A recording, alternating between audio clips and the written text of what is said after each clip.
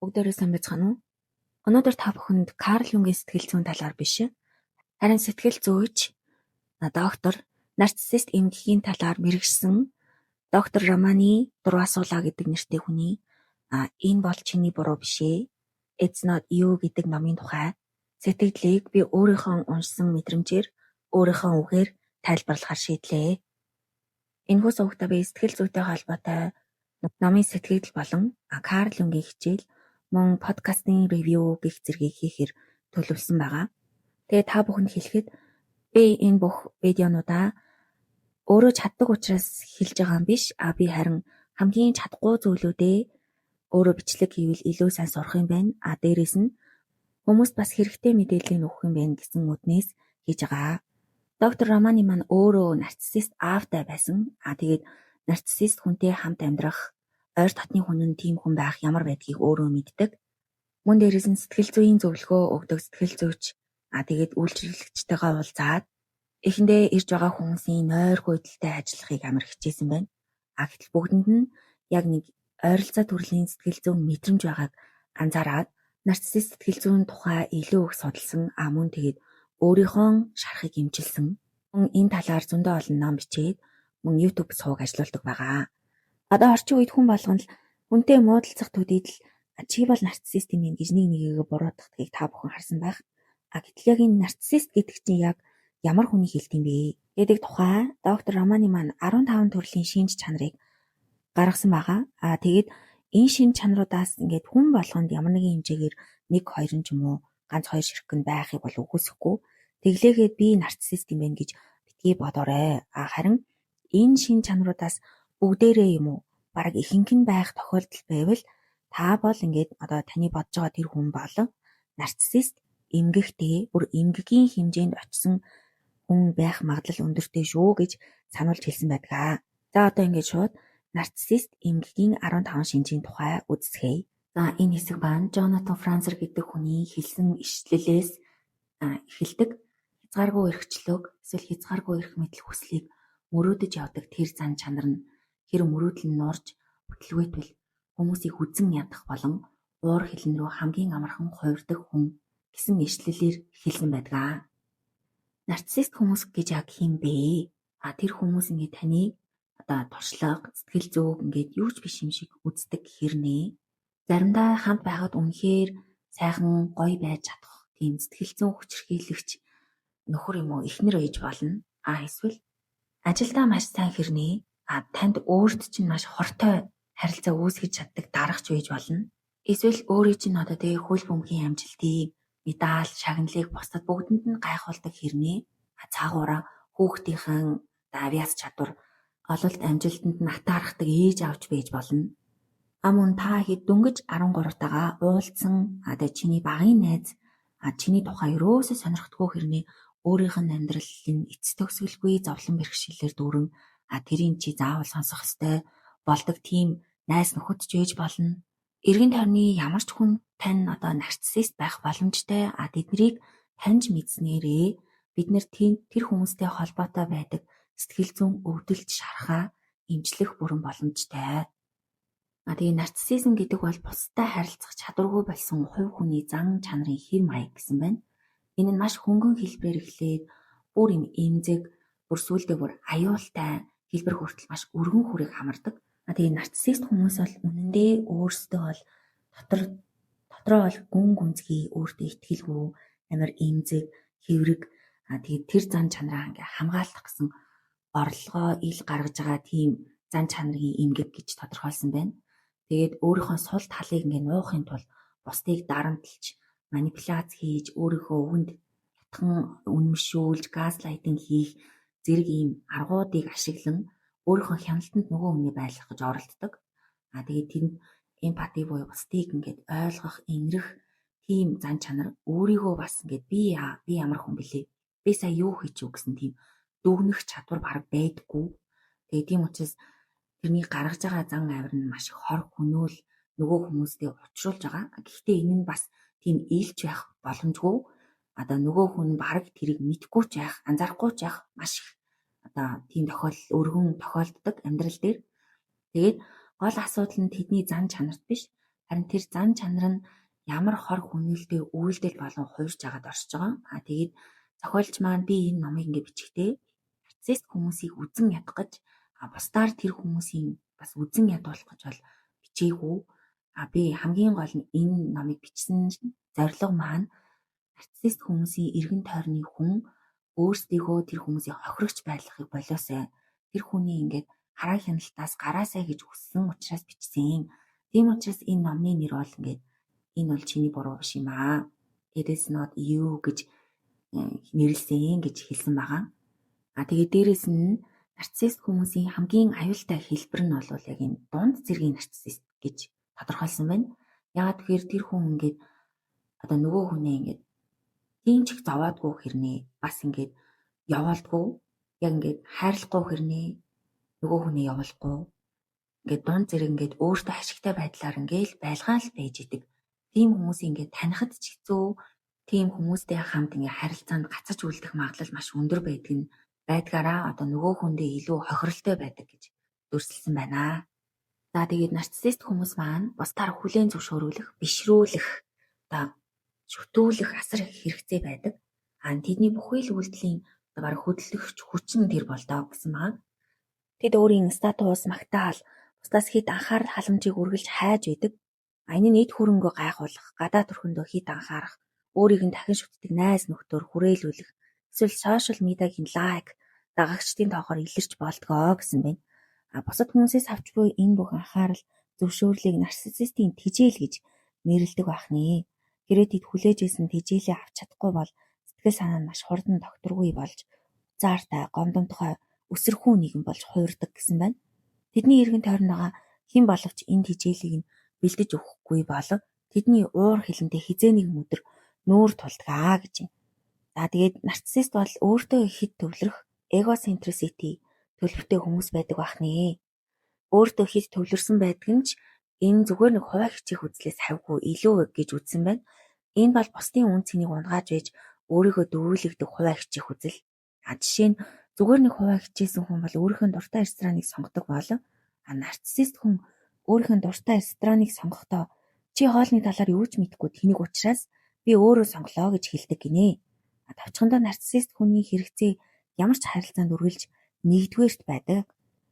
Хуваа хичээсэн хүн зүгээр л өөрийнхөө дуртай зүйлийг хийдэг. Харин нарциссист хүн өөрийнхөө дуртай зүйлийг хийхдээ нөгөө хүнээ доромжилж, доош нь хийж байж таашаал авдаг. Тэр чамаас илүү ухаантай, илүү мэдрэмжтэй харагдах нь одоо түүний хувьд маш чухлаа гэсэн байна. Тэгээ ерөнхийдөө нарциссист хүн бол маш тогтворгүй байдаг юм байна. Хизээ тогтвортой, номхон дүлгүүн байдаг вэ гэвэл бүх зүйл нь түүний хяналтанд байх үед мөн хангалттай тэжээлээ авч байх үед гинэ. Жишээ нь ажил нь сайн байх үед хүмүүс түүнийг магтах, шинэ харилцаа эхлүүлэх, эсвэл шинэ машин авах үедээ тэд бол маш тааламжтай байдаг. Бусдын анхаарал, магтаал, тэгээд хүмүүс өөрт нь атаарах хүртэл өөрт нь тааламжтай мэдрэмж өгдөг. Тэгээд тэд яг л цэнгийн дуусж байгаа утас шиг бусдаас магтаал авахгүй бол унтарчих гээд байдаг гинэ. Тийм учраас тэд үргэлж гоё харагдах, үнэтэй машин унах, сошиалд эсвэл олон дагагчтай байх гэж өхөн хатан зүтгэх магадлал өндөртэй. Хэрв та одоо түүнийг магтахгүй бол түүний дайсан ч болох магадлал өндөртэй гэсэн байна. Тэгээд ингээд зарим хүмүүс болохоор ингээ манай хүн чинь үнэхээр сайхан ээлдэг зантай штэ гэд одоо зарим одоо хохирогч хүмүүс нь нарциссист хүний өмөрөх магадлал өндөр байдаг юм. Тэр үед нь доктор Романи болохоор ингэж хэлдэг гэж байна.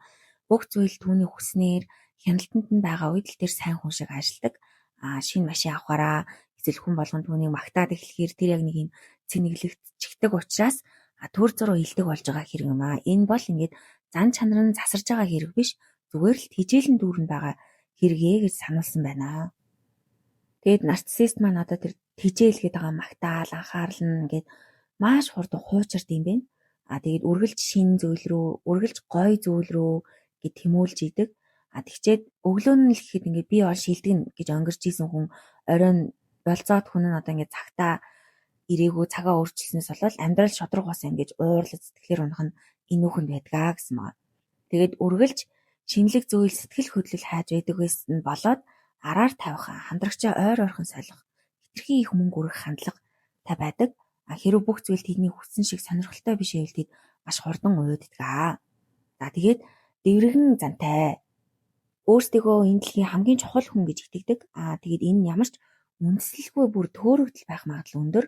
Бусдаас илүү гэж бодох энэ зан нь эргэн тойрныханд нь маш их хор хүнөөл учруулж болно. Баг бол амар амархан солигддог. Нэг бол маш найрсаг, нэг бол дур булаан байснаа гинтл доромжилж уурлаад амар ааштай нэгэн болж хувирна. Хизээ аль хувилбартай нь үнэн нүүр тулхаа мэдгүй. Тийм учраас яг л энэ нөгөө хүнд нэг ингээ галзуу хулган дээр явж байгаа юм шиг маш тогтворгүй мэдрэмж төрдөг.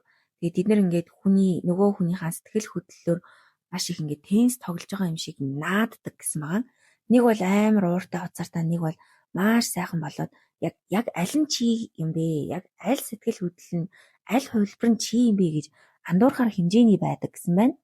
Дээрээс нь ингээд давуу эрх мэдэлтэй байх нь одоо тэдний бас нэг шин чанар юм байна.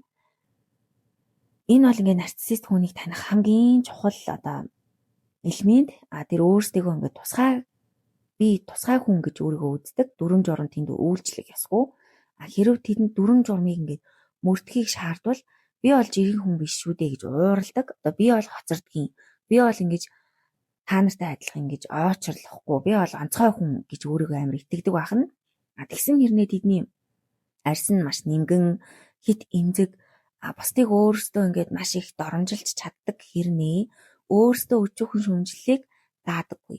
Өөртөө итгэлтэй харагддаг ч яг үнэн дотроо бол маш их хэврэг, айцтай зүгээр хүүхэд л байгаа юм шиг бол харагддаг юм байна. Айцаа нуухын тулд бол Супер Баатрийн нүмерэг байнга нүмерч их зам бардан байдлаар өөрийгөө хамгаалдаг гэсэн байна. Тэгээд дээрэс нь өөрийнхөө муу талыг бусдад тусгадаг.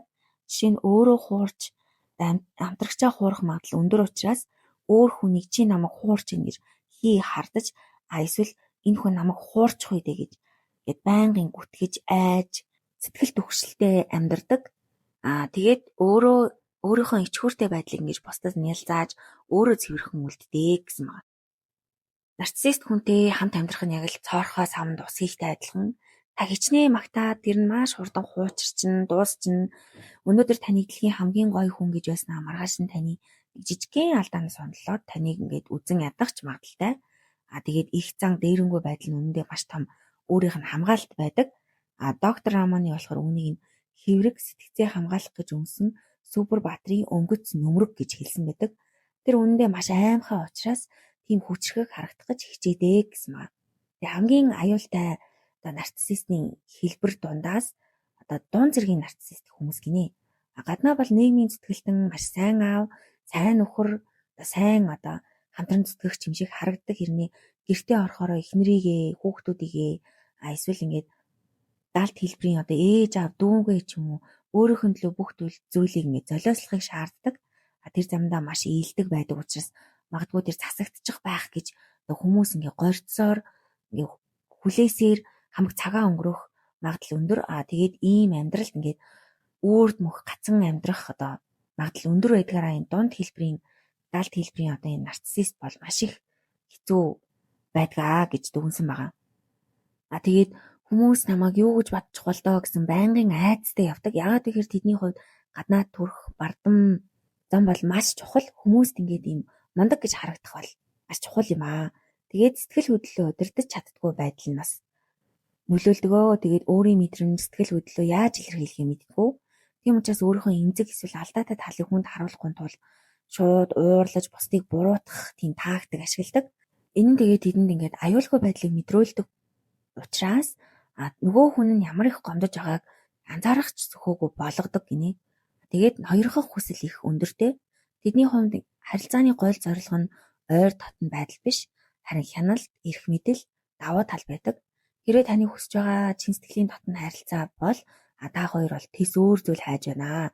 Нарциссист хүн зөвхөн өөрийнхөө ашиг сонирхол таашаалд нийцүүлж харилцааг авч явдаг учраас гэсэн байна.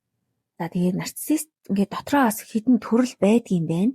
Тэр ер нь үндсэн шин чанарууд нь ерөнхийдөө бол адилхан. Гэхдээ илрэх хэлбэр болон хүмүүст үзүүлэх нөлөө нь өөр өөр байдаг. Тэгээд эхний нарциссистийн төрөл бол дэврэгэн grandiose гэж нэрлсэн байна. Ийм хүмүүсийг танихад маш амархан байх нэ. Яагаад гэхээр тэр хүмүүс бол ингээд илт давуу гэж өөрийгөө дөвөөлгсөн, эго өндөртэй, одоо амжилт, гялалцсан байдал, өөрийгөө дур булаам, өөртөө итгэлтэй анхаарал татсан их зантай гэж хүмүүст харагддаг учраас тэр бол айгүй амархан хүмүүс бол танигддаг юм байна. Тэгээ ийм хүмүүс бол үргэлж өөрийгөө ингээд би тэр бомтон болно, ертөнц намайг ямар суу тухаантан болохыг харна. Одоо тэр хүн намайг доош нь татаж байна. Би бол ингээд бүхнээс илүү онцгой гэдэгтээ ингээд байнга өөрийгөө магтаж итгэсэн байдаг. Дараагийн төрлийн нарциссист нь бол эмзэг нарциссистууд гэж байгаа. Дотроо бол ер нь бол яг адилхан. Гэхдээ түүнийг илэрхийлэх тайван эмзэг байдлаар гаргадаг учраас сэтгэл зүйчид хүртэл энэ хүн бол нарциссист юм байна гэж мэдэж чаддаггүй гэсэн байна лээ. Ийм хүмүүс бол ингээд хорвоо өөрт нь өртөө юм шиг бүр туйлын гомдлогч, өөрийгөө хохирогч мэтээр хардаг. Бусад хүмүүс өөрт нь өртөө, өөрт нь заавал байр авч өгөх ёстой, өөрийг нь халамжлах ёстой. Тэр хүн ингээд шинэ бизнесээ хийж байгаа тэрэнд бол аз таарсан байна. Надад бол тийм юм байгаагүй юм чинь би хохирогч яхаас яах вэ? Би бол ингээд өөрийнхөө хийх ёстой юмыг хийж чадахгүй. Ягаад гэвэл амьдрал надад шудраг бас хандсан юм чинь гэд үргэлж бусдаас хайр халамж нэхэж өөрийнхөө хийх ёстой хариуцлагыг бусдаас ингэж нэгтдэг. Дотроо бол маш ингээд уур уцаартай, дургу хөрсөн, осөрхүү, атаархуу хэрнээ тэрийгээ ингээд амар эмзэг байдлаар ил гаргаж ирдэг хүмүүсийг байд юм байна. Тэгээд зохиогч маань эднэрийг бол ингээд эмзэг, бүр даалт нарциссист гэж хүртэл нэрлсэн байд юм байна. Бусад хүний одоо амжилт болоод тэдний хувьд бол зүгээр л аз. Тэр бол азтай байсан учраас амжилттай байсан гэж боддог. Харин өөрийгөө болохоор надад хорвоо шудраг бас хандсан. Амьдрал намайг гэж зовоосон. Тийм чинь би ийм юм хүртэх хэрэгтэй. Би бол бусдыг ингэж толгойлно, би бусдын мөнгийг хамаагүй авна. Өөртөө ашигтайгаар бүх зүйлийг хийн. Яагаад вэ гэхээр хорвоо намайг гондоосон гэсэн хандлагатай хүмүүс байдаг байх нэ.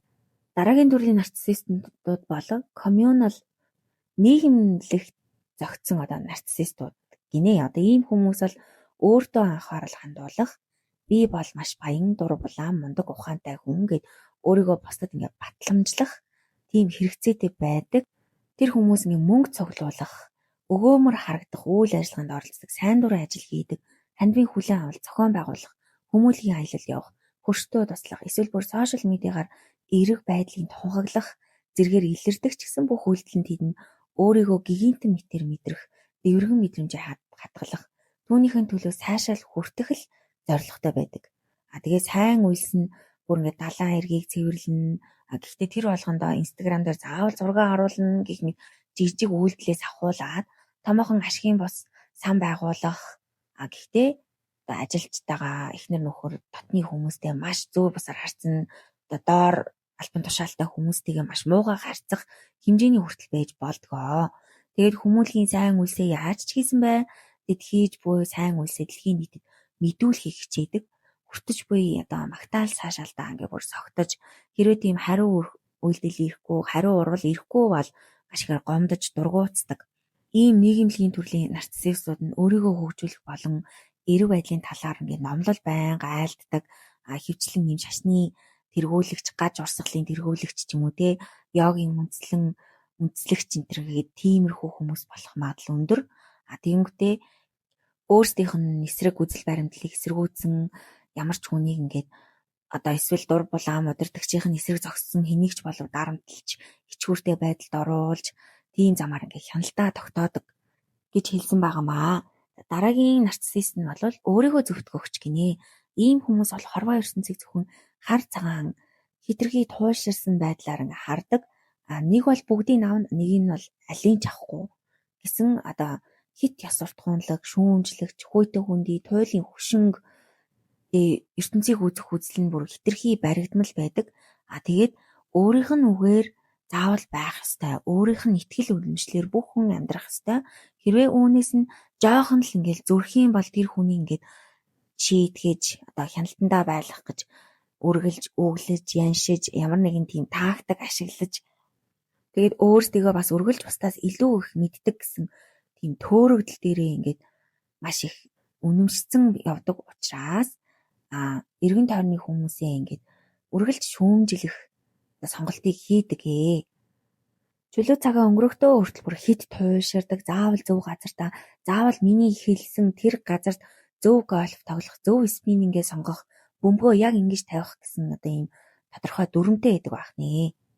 Дараагийн одоо нарциссист хүмүүс маань үл тоомсорлагч хүмүүс байдаг нь хэрв чи надад хэрэг болвол би мэдэгнэ.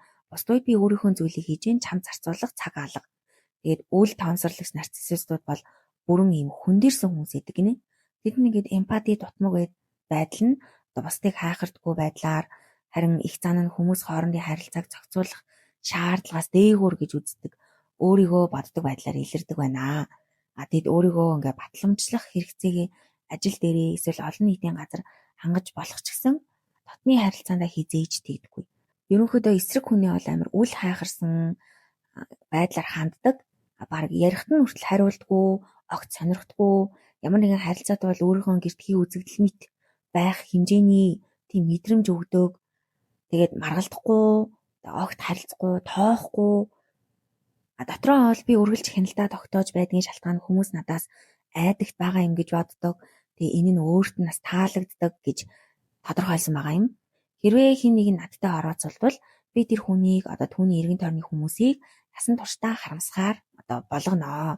Хэрвээ хин нэг миний зам цаадвал эсвэл миний хүснийг өгөхгүй байвал би заавал авч санаа амарна гэх мэт хандлагатай байдаг байх нэ. За одоо хамгийн сүүлийн одоо нарциссистийн одоо төрөл нь бол малигнант гэсэн байна. Энэ бол ийм бүр хортой одоо сэтгэл зүйн харанхуй дөрвлийн нэг гэж тооцогддог байна. Тэр дөрвөн шин чанарт нь ямар сэтгэл зүйн эмгэгүүд байдаг вэ гэхээр psychopathy, sadism, machiavellism нэг нь болохоор ийм хортой малигнант төрлийн нарциссист гэж үздэг байх нэ. Гэхдээ бол хүмүүс ингээд энэ төрлийн нарциссистыг psychopath-аас ингээд ялгаж чаддгүй юм байна. Гэхдээ psychopath энэ малигнант төрлийн одоо нарциссист хүмүүсийн хоорондын яг нэг ялгаа нь гэвэл psychopath бол яг ийм хэрэгтэй цагт түгшүүр айдсаар хөтлөгддгүү. Дээрээс нь яг цагаад бол өөрийгөө ингээд чанга хашгирах, орилж чарлах, хүмүүсийг зодож нүдгээс ингээд өөрийгөө ингээд хянаж чаддаг. Малигнант төрлийн нарциссист хүмүүс бол үргэлж айдас түгшүүр дээр ингээд хөтлөгддөг. Дээрээс нь ингээд тэр хүн ингээд бие барьж чадахгүй шууд очоод зодож нүдэх, олны өмнө утаанд оромжилж, орилж хашгирах, эсвэл ингээд өөртөө ашигтай зүйлийг хийхийн төлөө бусдыг хорлон сүйтгэх. Тэгээд одоо энэ ихнэр мэхнэрээ очиж зодож алж байгаа, утгалж байгаа хүмүүс бол тэр хортой нарциссист төрлийн хүмүүсийн тоонд ордог байх нэ. Тэгээ ийм төрлийн хүмүүс бол ингээ маш түрэмгий.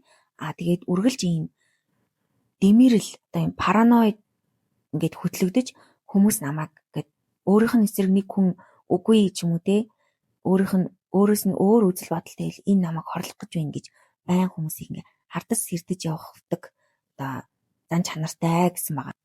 За тэгвэл нарциссистийн хүчирхийлэл гэж яг юуг хэлээд байгаа юм бэ гэсэн чинь эзэн нэгэн цагт ингээд нарциссист хүнтэй хамт үдшилтэд очиж байсан уу гэж байгаа. Тэр хүн бусдын өмнө маш ээлдэг дурвлан тэгээ хин нэгнийг одоо тоглоомоор ингээд жок хийхэд нь хүртэл ингээд хариу үзүүлэхгүй байгааг нь хараад та ингээд гайхаж магадгүй. Тэгээ та өөртөө энэ хүн чинь ингээд миний бодож исэн шиг хүн биш юм байна штэ. Энэ хүн бол ингээд айгүй сайн бие авч явж байгаа шүү дээ. Би баг буруу бодсон болов гих хэмжээний хүртэл ингээд айгүй сайхан аашилж ийснаа. Үдшилэг дуусангуудаа машин дотор ормогцоод тань руу дайрч бүх уур хилэнгээ гаргаж эхэлдэгэ гэсэн байгаа.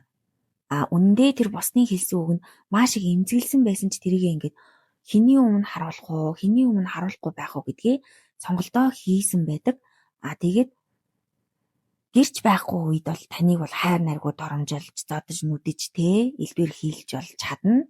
Тэгээд ийм хүмүүс өөрийнхөө авир төрхийг бол хянах бүрэн боломжтой, хянаж чаддаг.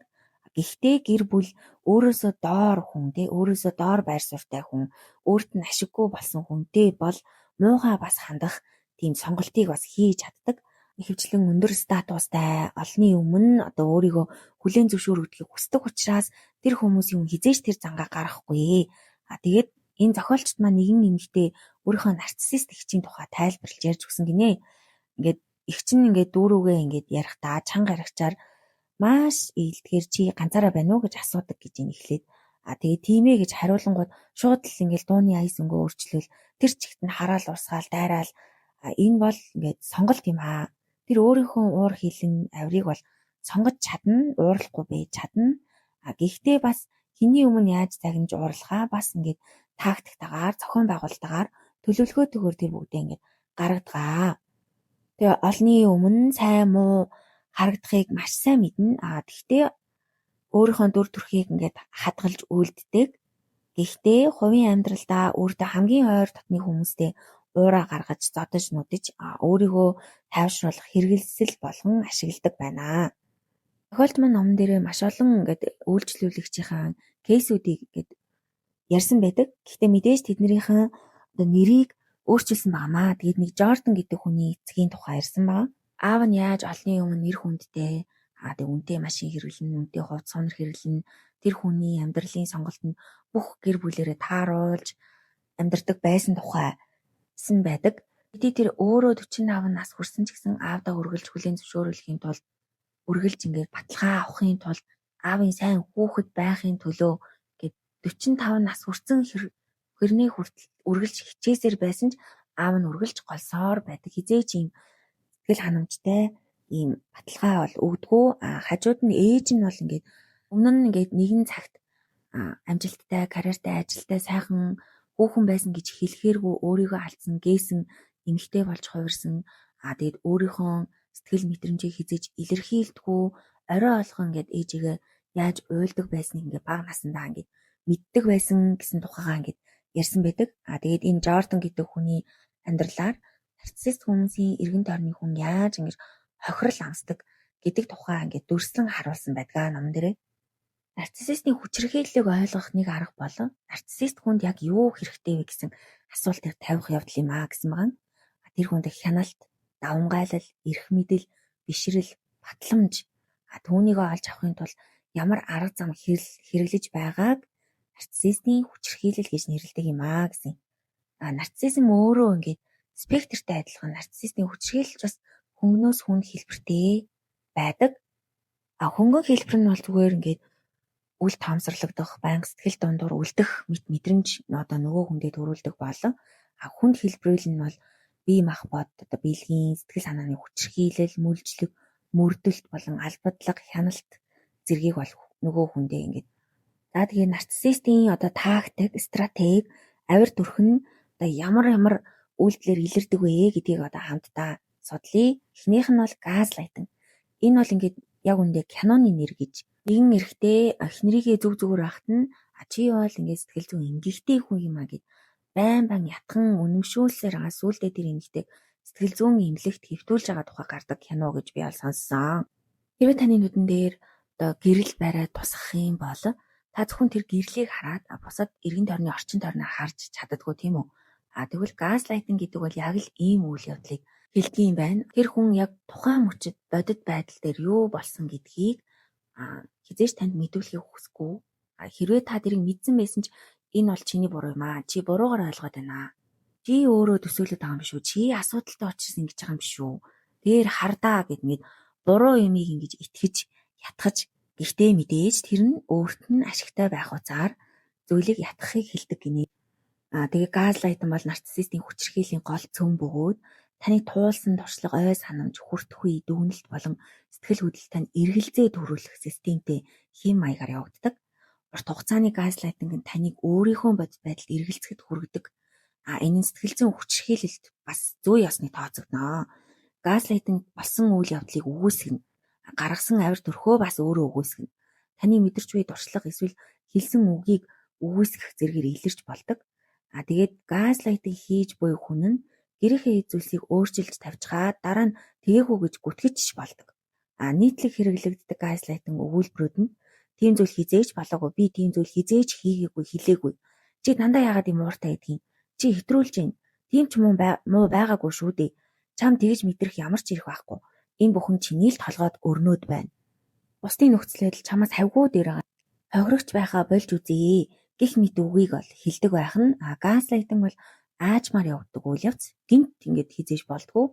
Энэ нь таны зүгээс газлайтер хийж байгаа тэр хүний мэдлэг чадвар эсвэл байр суурь нь тодорхой хэмжээний ихтгэл үнэмшил үзүүлэхийг шаарддаг. Яг л бид ингээд дурлсан хүндээ, гэр бүлийн гишүүндээ эсвэл ажил олгогчдоо итгэдэг шиг Тэгээ газлайтинг хийж байгаа тэр хүн маань энэхүү итгэлцлийг ашиглаад таныг нурааж улмаар өөрийн эрх мэдлээ хадгалдаг байх нэ. Тэр танд эргэлзээ төрүүлнэ. Хэрвээ тийм зүйл болоогүй, чи тэгж мэдрэх эрхгүй гэх мэт. Дараа нь таны сэтгэц эрүүл эсгэд эргэлзэх замаар дарамтаа 2 дахин нэмэгдүүлнэ. Чиний ой санамж чинь жоохон асуудалтай айгүй юу? Сэтгцийн өвчтөй юм шиг үстэй. Чи өөрийгөө харал та. Чи өөрийгөө ч удирдах чадахгүй, өөрийгөө ч хянах чадахгүй юм чи би хийсэн дээр гэх мэт үгийг хэлдэг байх нэ. Газлайтн нь нарциссист хүмүүс өөрсдийнхөө зохиосон түүх байдлыг хадгалахад тусалдаг. Энэ тэдний эгог хамгаалах үүрэг гүйцэтгэхийн зэрэгцээ таныг мөн хохироож байдаг байх нэ. Цаг хугацаа өнгөрөх тусам та газлайтингийг бодит байдал мэтэр хүлээн зөвшөөрч магадгүй бөгөөд энэ нь харилцаанаас гарахад улам хэцүү болгодог. Нарциссист эцэг эхтэй өсч буй хүүхдүүдийн хувьд газлайтинг гэр доторх хүчирхийллийг үгүйсгэх, ах эгч нарын дээрлэхэлтийг зүгээр л нэг тоглоом мэтэр ингээд цайруулах, цаашлаад хүүхэд насны танд орсонжийг зохиомл зүйл мэтэр төсөөлүүлэхэд хүргэдэг байна. Газлайтин бол ингээд санал зөрөлдөөн биш.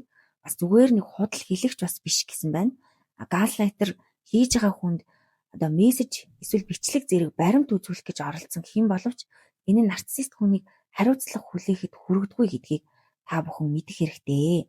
Үүний оронд тэд анхаарлыг баримтаас холдуулж таны сэтгцийн байдалд эргэлзэж эхлэх эсвэл өөрийнхөө мушгин гуйлсан түүхийг давтсаар байх болно. Тэд танд миний утсыг тагнаж мөрддөг өчүүхэн хүнтэй ярьж цагаа өрөхийг хүсэхгүй байна гэж хэлж магадгүй. Эсвэл та гартаа гарын үсэгтэй баримт эсвэл тэдний хэлснийг няцаасан имэйл барьж байсан ч тэд нөхцөл байдлыг мушгин магадгүй энэ чиний л бодит байдал байх гэж хэлэн үгүйсгэж мэднэ. Хэрв та тэдний асуултын өмнө өөрийн байр суурин дээр бат зогсвол газлайтер хийж байгаа хүн. За хэрв чи тэгж бодож байгаа бол магадгүй чи энэ харилцаанд сэтгэл гаргахгүй байгаа юм байна гэж хэлж бас магадгүй. Эцсийн дүндээ нарциссист харилцааг удаан үргэлжлүүлэхийн тулд та тэдний бодит байдал захирагдах ёстой болдог.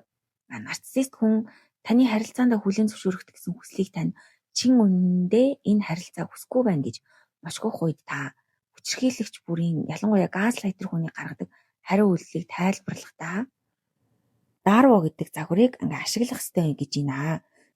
За энэ бол ингээд газлайтинг хүмүүсийн тэр таныг ятхан үнэмшүүлж байгаа тэр зүйлийг зогсоох хамгийн чухал арга гинэ. За дарво дотор юу гэдэг вэ гэвэл эхний deny тэр хүн үгүйсгэж байна уу гэдгийг харах хэрэгтэй. Хийсэн үйлдэл нь боддоор баримтаараа байхад хийсэн үйлдэлээ үгүйсгэх чинь ивэл таны газлайтинг хийх гэж оролдоод байна. Дараачих нь аав нь атак.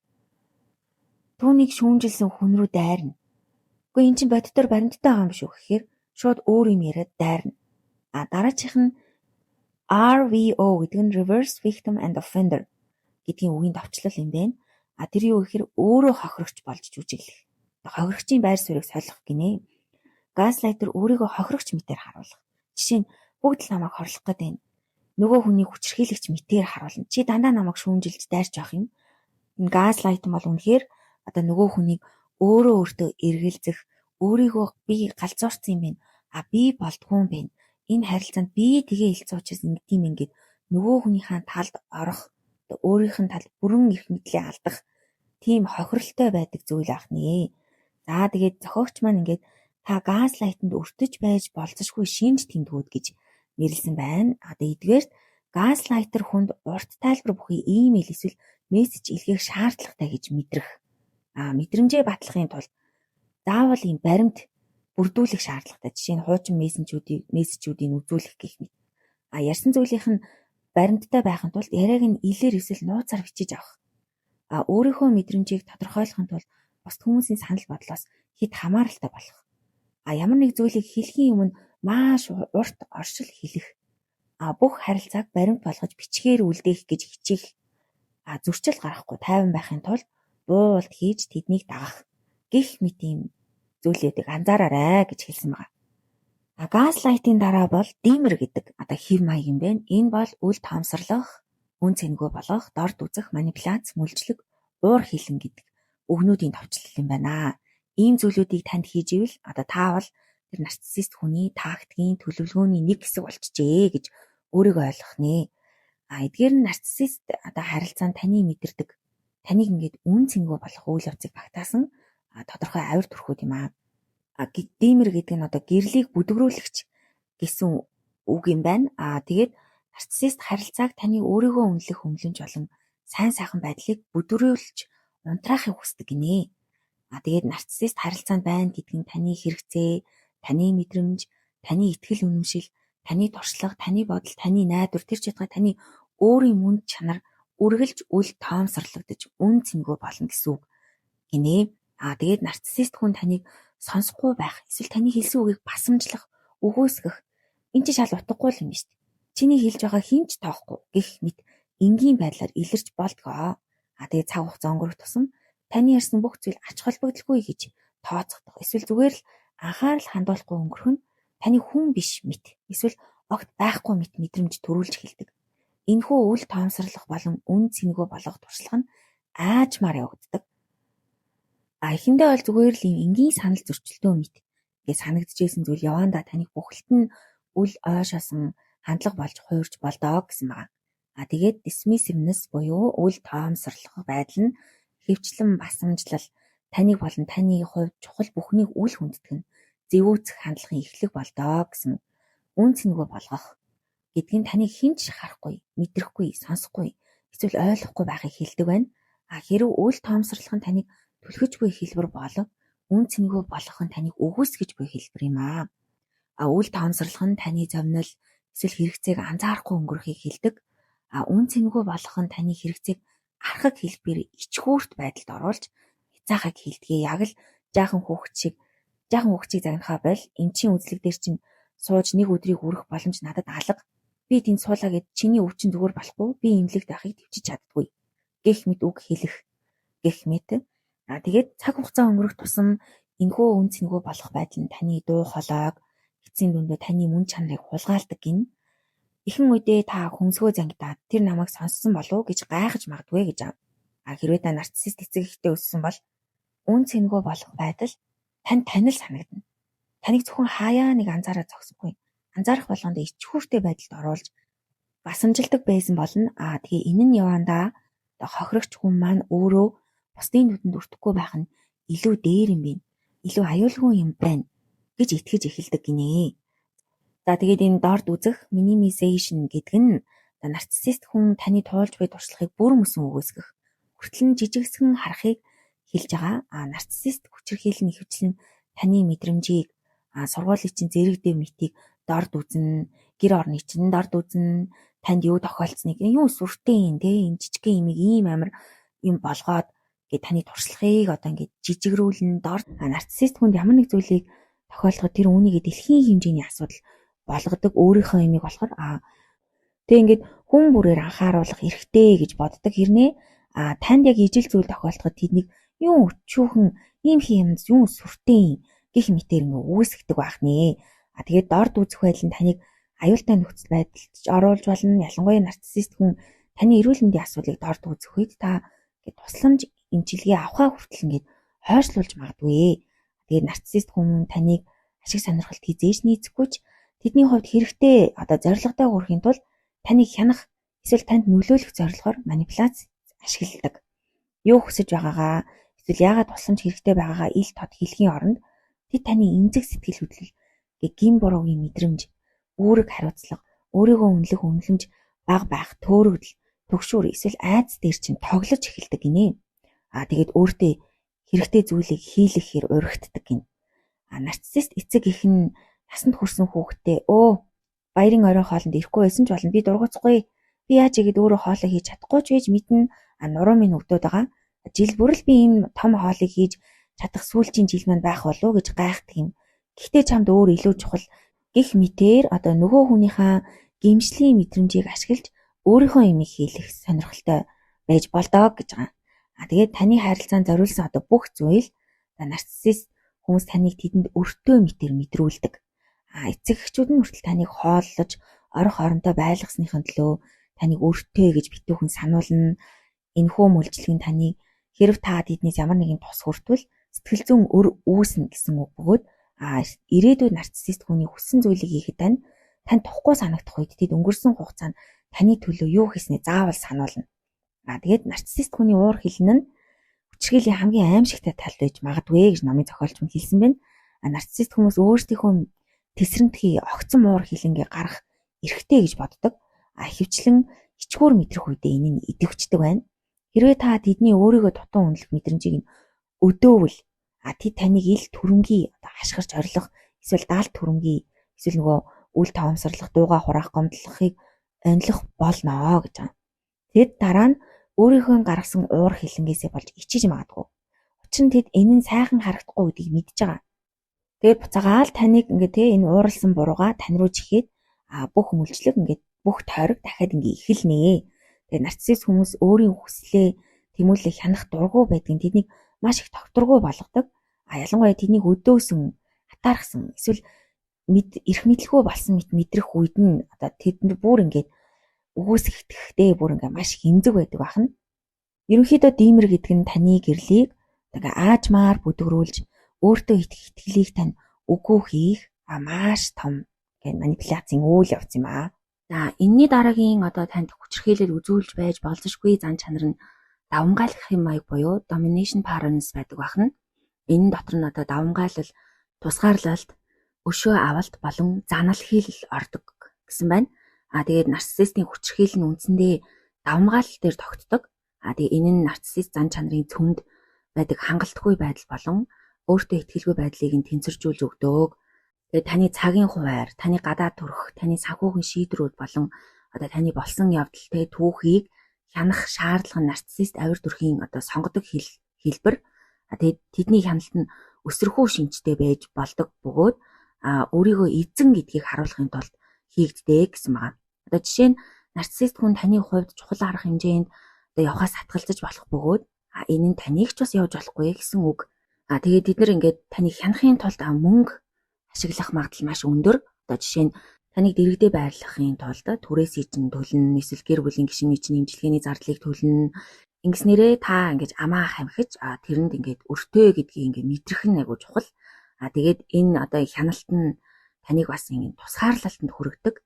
Яагаад вэ гэхээр таны гэр бүл, найз нөхөд, ажлын газрын чинь хүмүүсийг байнга шүүмжилж эхэлдэг. Эхнээс нь ахуулаад тэгээд тэдгээр хүмүүстэй хамт байх үед нь нарциссист хүн тэр хүмүүсийн доромжлон, бүдүүлэг авир гаргана. Тэгээд таны дотны хүмүүсийн талаар хотол хоормог зөөлж ярьж магадгүй. Тэгээд тэдний үнэнч байдал болон нөхөрлөл таныг өөрийн чинь эргэлзэхэд хүргэдэг. Ингэснээрээ та тэр хүмүүсээс харилцаагаа баг багаар салгаж болдог. Тэгснээрээ нарциссист хүн таныг хянах бол амар амархан болд юм байна. Яагаад гэхээр та ганцаардсан, тусгаарлагдсан, өөрт нь нарциссист хүнээс өөр хүн байхгүй болгож орхиснороо миний талд байгаа, миний цорын ганц хань, миний цорын ганц хамтрагч юу гэдэг нь тэр хүн маань ингэж байгаа юм чинь би тийм юм байна гэж өөрөө чинь бүрэн буулгаж авдаг. Нэг хэрэгсэл нь бахны. За тэгээд эдгээр хүмүүс маань бас өшөө авалт хийх амар нийтлэг шинж чанар ажиглагддаг гинэ. Тэгээд шаргацсан нарциссист хэрвээ ууртай хэрвээ та тэрийг ямар нэгэн байдлаар шархтуулсан бол шаргацсан нарциссист шиг аимшигтай уур хилэн гэж үгүй гэж зохиолч манд хэлсэн байна. Тэдний өшөө авах үйлдэл нь ажлын байран дээр хор хөнөөлтөд цуу яриа тараах, бизнесийн боломжийг тань хулгайлах, зэргээс эхлээд тэтгэмж төлөхгүй тулд ажлаасаа гарах, эсвэл таныг хэл хязгаар тогтоосны чинь төлөө гэр бүлийн өөх хөрөнгөөс хасах гэх мэт ийм том үйлдэлүүд хүртэл байж болно. Тэгээд нарциссистийн өшөө авалтын хамгийн хэцүү тал нь тэр хууль дүрэн болон олонний нүднээс даалт хийдэг. Тэгээ маш нарийн аргаар үүнийг хийж чадна. Тэгээд мөн таны өөрийн чинь өмнө нь ярьж исэн зүйлийг таны эсрэг ашиглах сийхгүй чаддаг. Тэрийг зэвсэг болгож чадна гэсэн байна. Өмнө нь нэг хөөрхөн сонсоод таныг ойлгоод байгаа юм шиг байсан тэр бүх юмнуудыг чинь нэг нэгээр нь тэмдэглээл аваад за би энийг дараа нь энэ хэрүүлдэ энэ өшөө авалтанд ашиглах юм байна гэд тогтоогоод бэж идэг байх нэ. За тэгээд эдгээр бүдүүлэг ийм ясвартхангүй муухай ааштай зан нь яг үүндээ хууль бас үйлдэл биш учраас энийг бол өлхөн хийдэг. Яагаад вэ гэхээр хуулийн хариуцлага эзэж хүлээхгүй. Тэгээд дээрээс нь нарциссистийн хүчирхийлэл нь том жижиг хэлбэрийн занал хэллэлээр бас тодорхойлогдож болдог. Хуулийн дарамт үзүүлнэ, таны амьдралын чухал хүмүүсийг өөрийнх нь ярьсан юм чинь илчлэн гэж сүрдүүлнэ. Эсвэл бүр санхүүгийн үеэр хүүхдийн асар хамгаалах эрхээр айлхын сүрдүүлж тэргээр барьцаалан өөрийнх нь аюулын мэдрэмжийг төрүүлдэг. Тэгээ надаар хинч оролдож зүрхлэхгүй Одоо тэгээ над шиг хүн энэ одоо хорвоо ертөнцийн дээр байхгүй би чам дээр шүүх дээр уулзнаа гэх мэт дэврэгэн мэдээллүүд одоо тэрийг ашиглаж болно. Тэр байтугай таныг байнга араа харж яваарай гэж хүртэл ингэж сүрдүүлж бол чаддгаа гэж байна. Дараагийнх нь ингээд арга хэмжээнд болов тааламж хөхийн маяг буюу disagreeable patterns гэж байна. Энд нь ингээ маргалдах, хөдөө хатгах, буруу босдож ихэх, зөвтгөх, өөрийгөө зөвтгөх, учир шалтгаан тооцох, шүүмжлэх, басамжлах, доромжлох болон утгагүй үг хэлэхээр бөмбөгдөх гэдэг юмнууд ордгийн байна. За энэ багц хэм маяг нь бол нарциссист хүмүүсийн бүхэл үйлдэлийн адил одоо гол зорилго болох одоо таны болсон явдал те яг боддоор яг юу болсон тэрийг хянах гэсэн зорилготой хүрэхин тулд ашигладаг тактикуудыг тусгадаа гэсэн маа. Нарциссист хүмүүс одоо тэмцэл, мэтгэлзэн, маргаан болон аливаа төрлийн зөрчилдөөнд маш дуртай гэж шүү. Маргалтанд одоо тэдний нөгөө өөрийнх нь одоо тэтгэмж те энерги, анхаарлыг олж авах, бухимдлаа гаргах, гомдлоо мэдүүлэх, давмгаалсан хിവэр үлдэх нэг арга нь болдог. Тэгээд энэ одоо нэг юм зүүрц зүг хэлсэн байгаа юм л да. Гахаатай хизээж бүх барил та өөрөө цаваарч дуусах бөгөөд гахаад тэр нь таалагддаг юм аа гэсэн байгаа. За тэгээд энэ хүү харилцаагаа одоо та ингээ гарахаар шийдэх үе те орхихоор шийдэх үед найзууд байхаа боллоо одоо саллаа гэх үед нарциссист хүн таныг өөрөө ингээ өдөөн хатгана зориуд маргаан үүсгэн одоо тэр нь бол маш түгээмэл байдаг. Одоо чи ийм болол чамтай хүмүүс тэгж харьцсан юм бэ. Одоо тэгээ чи өөрөө өмнө нь өгчийнхаа нөхөр дургу гэж хэлээ эзтэй гэх мэт одоо ингээ илт худал зүйлийг ингээ хамгаалахаар бүр ингээ яриаг ингээ өдөж маргаан дэгдэх магадлал өндөр. Даанч хэрвээ та тэр өдөөлтөнд нь автахгүй бол тэд бооцоо улам нэмэгдүүлж одоо таны хувьд илүү чухал асуудлуудыг хөндөж эхэлнэ. Нэгэн та өдөөлтөнд нэг автаж уурлаж бухимдаж эхэлмэгц одоо тэд маш тайван болчдөг гинэ. Тэгээд шууд тайван хоошоо суугаад өөрийгөө хянаж чаддгүй докторгүй хүн мэтэр ингээ таныг өөрт чинь итгүүлнэ эсвэл бусдад тэгэж харуулах зорилготой. Тэгээд нарциссистийн хүчирхийлэл нь үргэлж бурууг бусдад чихэх үйлдэлийг дагуулдаг гинэ. Одоо тэд юу ч ингээ тэдний хариуцлага биш. Юунд ч тэдний буруу байхгүй, хизээж бурууга хүлээн зөвшөөрдөггүй. Одоо тийм хүн хэрвээ одоо өөрийнх нь буруу байвал энэ нь та түүнийг ингээ буруутай зүйл хийхэд нь хүргэсэн та өдөө хатгсан учраас гэд эргээгээ таны буруу болчдөг. Хэрвээ тэд нэр одоо ингээ мөрөөдөлтөд хүрч чадаагүй бол таны л буруу. Хэрвээ тэр хүн ажлаасаа халагдсан бол бас л таны буруу гэх мэт одоо таны ямар ч оролцоо шаардлагагүй зүйл дээр хүртэл таныг буруутгах нь амар илбэг байдаг. Тэгээд насанд хүрсэн нарциссист хүүхдүүдийн хувьд бол ажилд орж чадахгүй байгаа нь одоо ээж аваахын бурууч гэдэг юм уу? Бас тийж буруутгадаг байх нэ. Тэгээд ажлын байран дээрх нарциссист одоо харилцаанд тэд бүх хугацааг хоцроож өөртөө хариуцлага алдна, гэрээ хэлцэл бүтлгүүцэн бүгдөө ингээ таны буруу болгох магадлал өндөр байдаг. Тэгээд ямар ч маргалдах нь бол ямар ч үр дүнгүй ээ. Чин нарциссист хүмүүс өөртөөс нь босоод бүх хүн буруутай гэсэн байр суурин дээр үнэхээр бат зогсдгоо гэсэн байна. Тэгээд бусдад бурууг чих үйлдэлийг өөрийгөө ингээ зөвтгөх нь одоо ингээ дэмжиж өгдөг гэсэн байна. Өөрийгөө ингээ байнга зөвтгөж шалтгаан тоочж хэн одоо нарциссистийн хүчирхийллийн гол элементүүд бөгөөд одоо газлайтинг, манипуляц, үгүйсгэл зэрэгтэй нэгт холбоотой байдгийм аа. Одоо жишээ нарциссист хүн хүүхэд төрсөн сорч чи надад огт анхаарал хандуулаагүй байсан учраас би чамайг хуурахад хүрсэн юм аа гэж бол одоо их нэртэй хэлж болдог гинэ. Одоо тэдний амьдралын төлөө үргэлж ажиллаж байхад чи миний хийдэг бүх зүйлийг хизээж хүнэлж байгаагүй. Би бол ингээ та нарын хохирогч гэдэг юм уу. Ийм маягаар өөрийнхөө хариуцлага хийж чадаагүй алдаагаа одоо ингээ өөрчилж бусдын юм шиг ингэж өөрчлөх тэдний хувьд бол амар амархан. Тэнгүүд одоо ингээд хохирогч хүмүүс нь цаг хугацаа өнгөрөх тусам ингээд өөрөө ямар нэгэн буруу зүйл хийсэн юм шиг ингээд маш их гимшиж эхэлдэг.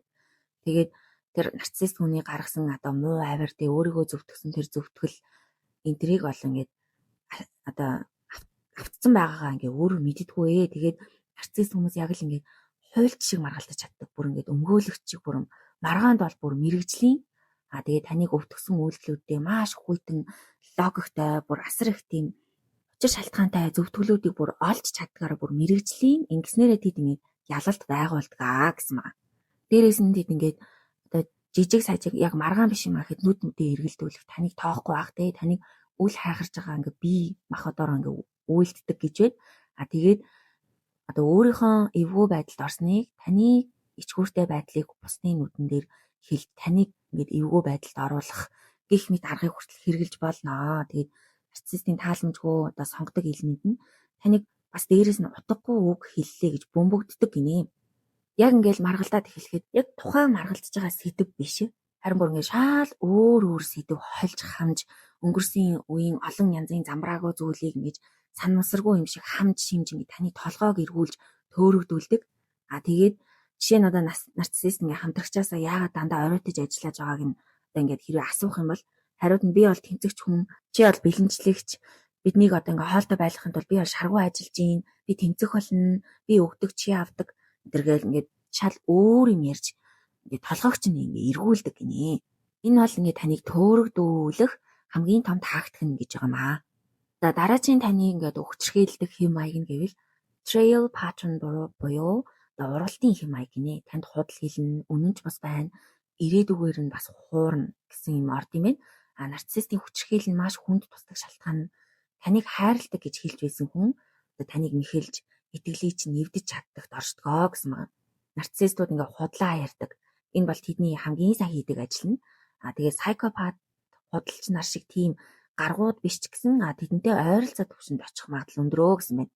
Нарциссист хүмүүс өөрсдийн одоо тэр дэврэгэн түүхээ хадгалах, анхаарал татах, ертөнцид сайхан дүр төрхөө борлуулахын тулд худал хийлдэг бөгөөд энэ нь тэдний ичхүүрийн мэдрэмжээс одоо салах хамгаалал болдгоо гэсэн байна. Тэгээ худалд хийлгэх болон бурхан ихэвчлэн хамт тохиолддог гэсэн байна. Тэгээ нарциссист хүний өмнөж бос байдал нь маш их юм өвдгөн байж болох бөгөөд тэд тэрэндээ хизээж гимшгүй бурууг тэгэл эргээгээл тань руу чихнэ. Тэгээ босод муухай харагдахгүй тул маш хурдан өөрийгөө хамгаалах горимж шилжинэ. Тэгээ уралд ямар их цохилт өгч одоо гэмтэл траума болдгийг одоо бид тэр бүр анзаардгүй ч гэсэн одоо таны найддаг хүн итгэлтэй нэгдэх үед энэ нь таны аюулгүй байдлын мэдрэмжийг сүйтгэн ирээдүйд одоо босдод итгэх чадварыг ингээд бүрэн үгүй хийдэг. Гэрээ одоо хохирогч хүн бол маш энэ талаараа бол маш хохирноо гэсэн байна. Тэгээд одоо хүмүүс бол хохирогчт нь бол энэ бол харилцаанд тохиолдож болдог одоо азгүй зүйл юм гэж одоо тайлбарлах гэж ингээд өөрийгөө одоо харилцаагаа авч үлдэхэд өөрийгөө тавьжруулах гэдэг ингээд орлоод байдгийн байна. Тэгсэн чинь энэ бол зүгээр нарциссист хүнд байх зүгээр нийтлэг динамик одоо сүрэл дагуулдаг зан чанарын нэг юм гэсэн байна. Тэгээд ирээдүг одоо хуурах гэж бас нэг юм шин чанар байдгийн байна. Тэр нь юу вэ гэхээр нарциссист хүн өөрчлөгднө гэж байнга өөрөө амладаг гинэ. Тэгээд таны хүссэн зүйлийг хийн одоо юу гэдэг тантай би гэрлэн нүүн хүүхдээ болно, аялалд явна, мөнгө өгнө, сэтгэл засалд явна гэх мэт амар том юм одоо ингээд ярьдаг. Тэгээд тэрний санал болгож байгаа энэ зүйлүүд нь ингээд харилцаанд таныг ингээд байнга уйж идэг одоо тэр зүйл байдаг гинэ. Тэгээд энэ ирээдүг хуурах одоо ихэнх амлалтууд нь одоо ирээдүйн тодорхой хугацаатай холбоотой байдаг. Бид яг нэг жилийн дараа нүүн заяа одоо би байшингаа зараад мөнгөийг чинь яг өгнө. Одоо ажлын цаг өөрчлөгдөхөөр сэтгэл засал заавал явна гэх мэт ингээд тэгээ нөгөө хүнээ ингээд амар ихтгэл найдвар төрүүлээд идэм байна л да. Гэхдээ энэ бол ингээд яг бодит амьдралд орол энэ дээр бооцоо тавих бол амьдралдаа хийж байгаа хамгийн муу бооцоо байх болно гэж зохиолч маань хэлсэн байгаа. Тэгэл ингээд ихтгэл найдвар тэгээл хүлээсээр байдаг. Гэвч ингээд тоолсон хугацаанаас өмнө ингээд амлсан зүйл мөг ингээд асуух юм бол нарциссист хүн бүр ингээд таныг өөрөө чинь намайг ингээд шахамдууллаа, шавдууллаа гэж амар уурлаж болно. Хэрвээ та анх ингээд санал тавихад нь би чамд итгэхгүй байх гэвэл тэд надад боломж олохгүй байна. Чи өөрөө ийм тийм гэл чи яаж мэдж байгаа гэх мэтээр бас буруутгах гэсэн байна. Гэвч яг ингээд тоолсон хугацаа нь өнгөрлөө. Яг ингээд ирэхэд амлалт нь хизээш биелэгддэггүй. Таны тэр одоо тэр хүлээсэн хүлээлт яг л ингээд хохироол та үлддэгэ. Дараагийн таны ингээд тохироодог одоо шин чанаруудын нэг нь ганцаардуулан туйлдуулах хэм маяг гэсэн маа. Энэ нь deprivation patterns буюу туйлдуулах, өчүүхэн зүйлээр тижих ордог гинэ. Нарциссистийн хувьд одоо зан чанар нь бол арилжааны чанартай дотн харилцаа гэдэг гинэ. Тэгээ хүмүүст ингээд ийм бодтой ашиг одоо нарциссистийн тижээл хэрэг өөрт нь өгж байгаа үед л одоо тэр цаг хугацаа ойр дотн байдлаа өгнө. Хэрвээ тэр тижээлээ авахгүй бол шууд ингээд бүх хүчирхийллээ эхнээс нь хийх магадлал маш өндөр. Тэгээд нарциссистийн тэр хүчирхийллийн дотн байдал цаг хугацаагаар гачигдуулж туйлдуулах нь одоо нөгөө хүндээ маш хохиролтой. Заримдаа одоо ийм харилцаанд байхад тань зүгээр тийм хоосон сав байгаа юм шиг мэдрэмж төрнөө. Тэгээд дээрээс нь танд ингээд таныг амьд үлдээх гэж тэр харилцаа ингээд торгоох гэж зүгээр нэг жижигхэн талхны үүрмэг хайдаг гэж юм. Тэр нь одоо ингээд баг багаар ингээд өхөө болоод Харин та тэр бага зүйл дээр нь бүр ингээ амьдарч сурахыг ингээ танаас шаардна. Өөр эцэст нь ингээд тэр багахан зүйл бүр талархахыг хүртэл танаас ингээд шаардаж магадгүй. За энэ нь зарим харилцаанд бол ингээд аажмаар явагддаг зүйл. Заримд нь бүр анханасаа ч юм байж байсан гэж магадгүй. Та тэр багахан зүйл дээр нь ингээд тогтож сурсан байж болно. Гэтэ энэ бол ингээд яг бодит амьдралд орол энэ дээр бооцоо тавих бол амьдралдаа хийж байгаа хамгийн муу бооцоо байх болно гэж зохиолч маань хэлсэн байгаа. Дараа нэг Эйша, Дэйв гэдэг хоёр хүний харилцааны жишээ гардаг. Гэхдээ мэдээж нэрийг өөрчилсөн. Тэгээд эхэндээ Дэйв нь ингээд маш халамжтай, дур булаам гэл бэлэгээр бөмбөгдөөл, хайраар бөмбөгдөөл. Тэгэл цаг хугацаа өнгөрөх тусам Дэйв нь огцон мууртай болоод, гомдомтгой болоод Аашааг нөгөө эмэгтэйгээ өргөлж буруутгах болсон байна. Тэгээд Аашаа тэгээд өөрөө тэнийг алдахгүй тулд ингээд өөрийгөө ингээд засаал, өөртөө цензуртаал тэгэл төгс байх гэж хичээх тусам Дэйв ингээд улам дарамт нь ингээд ихсэн. Тэгээд харилцаагаа ингээд ойлгох гэж таслах гэж оролдохгүй Дэйв би өөрчлөгднө гэж амлаж түүнийг ингээд буцааж татдаг байсан гэж байгаа байхгүй. Тэгээд харилцааны яг иймэрхүү харилцааны үндсэн үе шатууд гэвэл эхлээд нарциссистууд маань ингээд амар дур булаам бүр ингээд хайраар бөмбөгдөж эхэлдэг гинэ. Тэгэл тэд таныг ингээд амар энэ дэлхийн хамгийн гайхалтай хүн мэтэр ингэж мэдрүүлж асар их анхаарал халамж тавина. Тэгээд энэ таныг өөртөө бүрэн татаж ингээд орхитох арга юм гэж юм. Хоёрдугаарт нь бол таныг ингээд баг багаар үн цэнгүй болгож эхэлдэг. Тэгээ нэгэнт таныг ингээд өөртөө ингээд татсан учраас, өөрийн болгоцсон учраас шүүмжлээд буруутгаад үл тоомсорлож ингээд баг багаар ингээд эхэлнэ. Яг ингээд нэг цас ингээд бөөрөн хийлөөд хамгийн жижигхэн байснаа сүүлдээ ингээд томордог шиг. Тэгээд тэдний уур хилэнгээс зайлсхийхийн тулд та ингээд үргэлж юм өндөгний хайлсан дээр алхаж буй мэт ингээд байнгын төгшүүртэй айцтай амьдрах болно гэж байна. Гуравдугаарт нь ингээд холдуулах эсвэл хаях гинэ. Тэд танаас хэрэгцээтэй тижээлээ авч чадахгүй болбол эднийг ингээд эсэргүүцэл тэд харилцаагаа таслах эсвэл маш хүүтэн хүндий ингээд хандаж эхэлнэ. Тэгээд та хэрвээ тэрэнд нь ингээд уурлаад ингээд тэр харилцаагаа таслахыг хичээх юм бол таныг буцаад татдаг ингээд хүүврээр ингээд юм ашигладаг гинэ. Тэр нь болохоор ингээд таныг хуурамч хамлдаг үнэ, гэмшсэн дүр хэсэг нь таны дахин тэр мөчлөгөнд ингээд хамт байх гад ингээд байнга байлгахыг ингээд амар хичээдэг. Тэгээд хүмүүс яагаад ийм харилцаанд ингээд гацдаг вэ? Ингээд явж чадахгүй. Яагаад гэхээр тэр хүний өөрийнх нь хүүхэд насны нөлөө байж болдгоо. Хэрвээ нарциссист эцэг эхтэй өссөн бол хайр гэдэг бол зүгээр ингээд хүлээн зөвшөөрөгдөхийн тулд би ингээд хичээх ёстой зүйл юм аа. Би өөрөө хичээж биш тэр хайрыг ингээд авах юмаа гэсэн буруу ойлголттой ингээд итгэл үнэмшилтэй хүн бол энэ харилцаанд бол ингээд маш таатай хэвийн танил дотн байдаг учраас хэвийн мэд санагддаг учраас та үлддэг юм байна. Бас дээрээс нь тийм биш байсан ч гэсэн төөрөгдөлд оролцсон байдаг гинэ. Бас нарциссист хүмүүс ингээд нэг өдөр сайн, нэг өдөр хүчрхийлэгч болоод ингээд амар их ингээд хуурж өөрчлөгддөг учраас ингээд хохирогч нь бол юу болоод байгааг ингээд бүрэн ойлгож чадахгүй. Ингээд миний ч бурууч байгаа мó, тэрний ч буруу байгаа мó гэд ингээд гарц гаргалгаа хайх гад амар ингээд хичээдэг. Дээрээс нь бас өөрийгөө ингээд буруутгаж болдог гэж байна. Тэдний ингээд багт нь ингээд хуурцсан учраас тэр ингээд олон нийтийн нүдэн дээр бол тэр хүн маш сайн харагдаг. Хамаатан саданд нь ч юм уу те. Гэхдээ яг ингээд дотроо бол ингээд тэр хүчрхийлэл үйлддэг.